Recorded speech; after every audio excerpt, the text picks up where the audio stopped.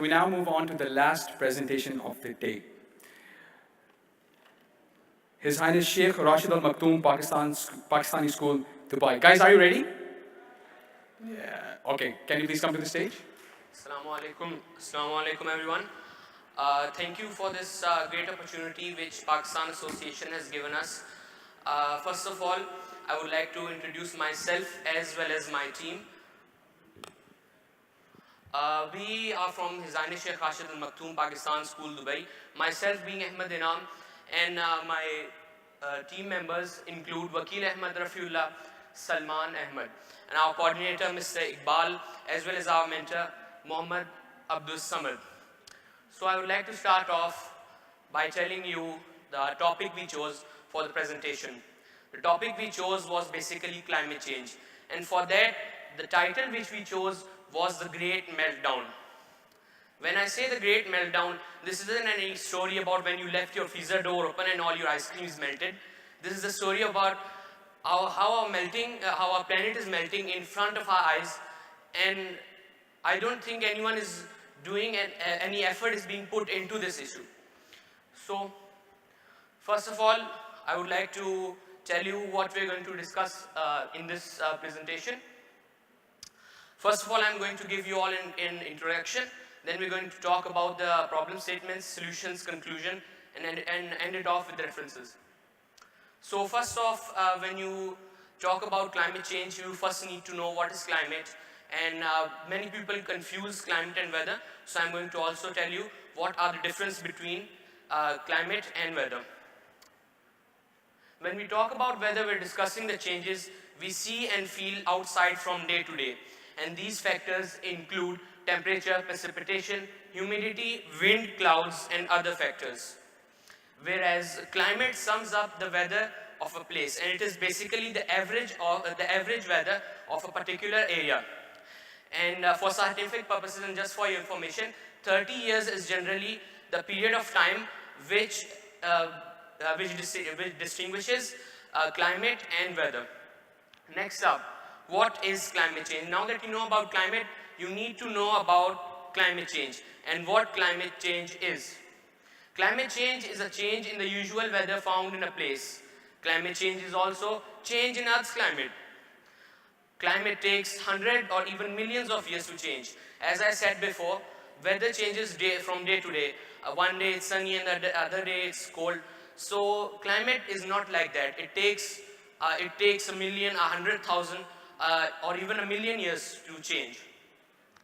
Next up, causes of climate change. I'm not going to stretch it out and give you all the minor causes. I'm just going to give you the main and which we think is the most major cause. According to most scientists around the world, the main cause of current climate change trend is human expansion of the greenhouse effect. Now that you know what is the cause and you know about greenhouse effect, let me tell you what is the definition and what is greenhouse effect. You need to know about the greenhouse effect, and because of that, first you need to know about the greenhouse gases, the gases which cause the greenhouse effect. Those gases are carbon dioxide, methane, nitrous oxide, hydrofluorocarbons, perfluorocarbons, etc. And the sources of these are carbon dioxide is usually produced by transportation, fossil fuel combustion, coal and crude oil, whereas the sources of methane are agriculture, natural gas systems, as well as landfills. Now we're going to move on. Now that you know about the greenhouse gases, I'm basically going to explain what is the greenhouse effect. The greenhouse effect is basically when some solar radiation is reflected from the earth. As you know, the sun gives the earth some solar radiation, and because of this greenhouse gases, some of this is absorbed while the other half is just reflected. It should be that all of the solar radiation, or at least most of it, is reflected, but due to the greenhouse gases, some of it is absorbed. Meaning due to this absorption, the earth is eventually warming up. Another effect of this is infrared radiation is emitted by the earth. And due to this, and due to the greenhouse effect and the greenhouse gases, these gases don't let the infrared emissions go out from the atmosphere. They trap them in and don't let them go out. And this also has adverse effects on the climate. Now, impact of climate change. First of all, temperatures will continue to rise. As you know, many presenters told you about this.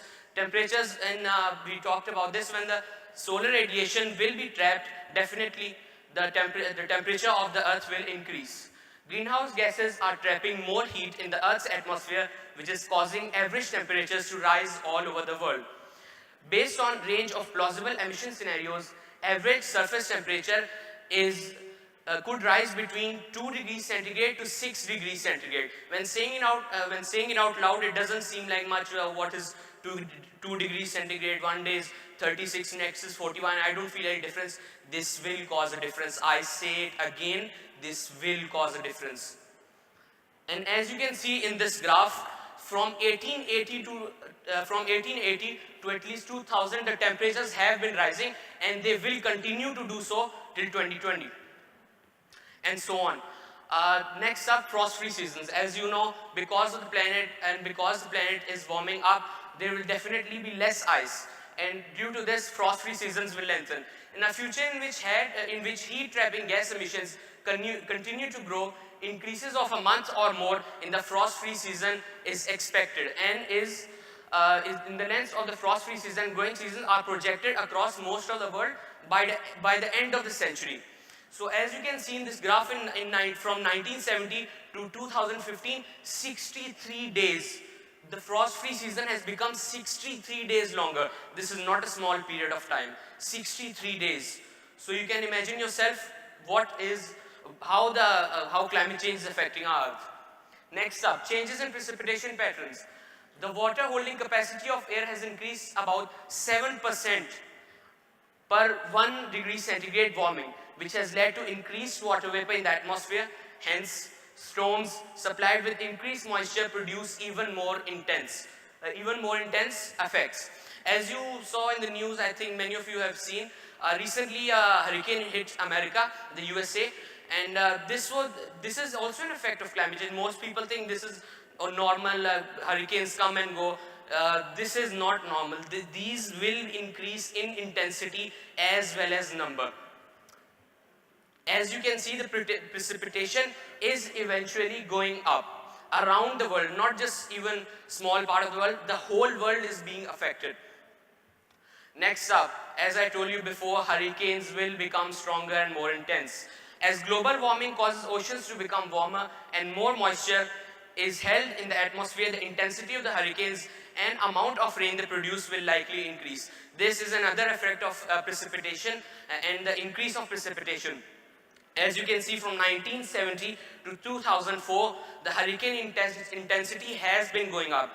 At some times it went down, but you can see overall it has been going up. Next up, more droughts and heat waves. This UAE, the country we're all in right now, this is a prime example. As you can see, last year there was still some rain, but in this year absolutely no rain. I don't think, do you guys know any rain or any, especially here in Dubai and Sharjah, there's very little, almost no rain. So this is also an effect of climate change. In the past 3 to 4 decades, there has been an increasing trend in high humidity heat waves, which are characterized by the persistence of extremely high nighttime temperature. Usually in deserts, it is very hot during the day, and it gets usually very cold. When I say very, I mean it. Very cold during the night. But this has been decreasing. The humidity as well as the temperature during the nights has also been rising. Extreme heat events are responsible for more deaths annually than hurricanes, lightning, tornadoes, floods, and earthquakes combined. When you just think about these natural disasters, how many people are dying and how many people died from these previous natural disasters. And not even one, it is not even more than one. it is more than all of these combined. As you can see in this picture, the humidity and the temperatures are rising, and it is getting more dry across the world. As you can see, especially in the Middle East and Africa and the USA, it has been getting more dry. Next up, sea level will rise due to the temperatures rising. The glaciers will melt, and in turn, the sea levels will rise. As you can see in this picture, the sea levels are projected to rise by 2100. It is very, the tides are rising very high. It is not, and when the storm surge will reach the city. And this is not a very common thing. This will affect us. We will be walking out in the cities, and there will be water on our feet. Next up, Arctic's likely to become ice-free. Observation with satellites show that Arctic ice area extent and volume has been in decline for a few decades. Sometime during the 21st century, sea ice may effectively cease to exist during the summer. The last time the Arctic was clear of ice is believed to be 100,000 to 120,000 years ago. This graph shows eventually by 2085 the Arctic ice will be almost gone. And this will eventually cause the sea levels to rise. Next up, when we were thinking about the solutions, we didn't want to go with these usual solutions like recycling and reuse. These are overused, and these are, everyone knows about them. So we wanted to give you guys some new information, something different. So we decided to go with geoengineering. First up, our first solution is dam the Mediterranean. This was actually proposed by the German architect Hermann Sorgel, who devised this plan to build a dam in the Mediterranean called the Atlantropa. This would be built across the Strait of Gibraltar and would give us more farming land and would effectively decrease the sea level. Next up, wrap Greenland in a blanket. When you hear about this, it seems very impractical. How do we wrap a whole island in a blanket? This is possible. These seem impractical, but I assure you, these are possible. Greenland is the largest island in the world, so wrapping it in a blanket obviously seems very impractical. So this was actually proposed by Dr. Jason Box, a geologist from Ohio State University proposes. This was actually his idea. And the professors believed that this could actually stop the glaciers from melting, and not completely stop, but at least slow down the process. And this was actually tested by some university students. And the results were, of course, positive. Next up, make more clouds. This is the most logical of these, and this is, this is the idea which can be done now and which can be done very easily. This is the easiest of the solutions. So last year, NASA and Bill Gates teamed up to hatch plans for seawater spraying machines that could prevent climate change by creating clouds that could reflect sunlight away from the earth. The machines could suck up 10 tons of water per second and then spray it over 3,000 feet into the air, increasing the density of the clouds. And when these machines spray the water out in the air, it causes more water vapor, and in turn causes more clouds, and in turn causes more better weather, better climate. Next up, flood death valley. As you know, as I told you before, the sea levels are rising, and a solution for this could be to just empty out and just take the waters and empty them out in a very empty and dry place. And one of those places which could be used for this is the Death Valley. What dry land, you say? Well, areas such as Irfan Depression and Death Valley have been discussed, as they are below sea level and they could potentially hold millions of gallons of seawater. It makes sense if the ice caps melted. As I said, this is all. It is estimated that in a century, sea levels could rise as high as 28 inches. As I said before, none of us want just to be walking out in Dubai, walking and just going to the supermarket and just walking in water like this. So next up is give the earth a solar shield. This is so theorized by Professor Roger Angel. The plan could see the construction of a massive, as I said before, the radiation is coming, when solar radiation is affecting the earth, and if we could block it somehow, it could help, better the climate. So the conclusion. controlling population growth, as well as many other factors which are caused by us humans, who are in debt of earth for keeping us, and for, we have been living on the earth. We are in debt, and we need to appreciate it somehow.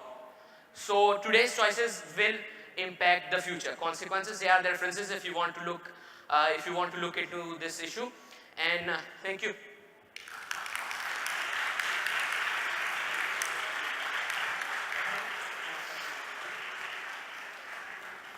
Thank you very much for the presentation.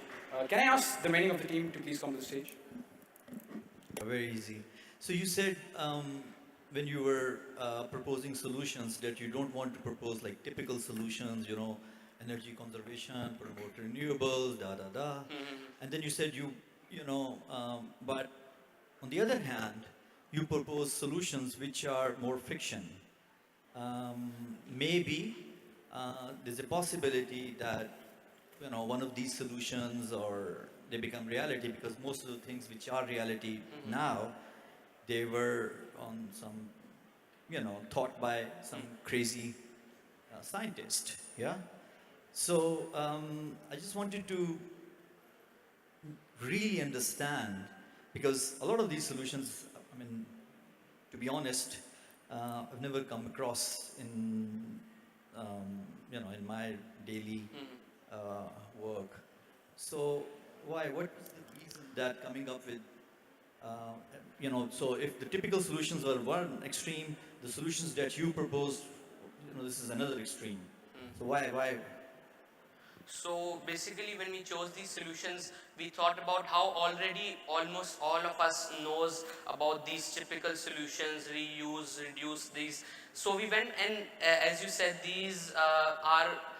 You said that these are not, these are fiction. But I assure you, these are possible. It needs a little effort, especially the one that the sprayer is possible.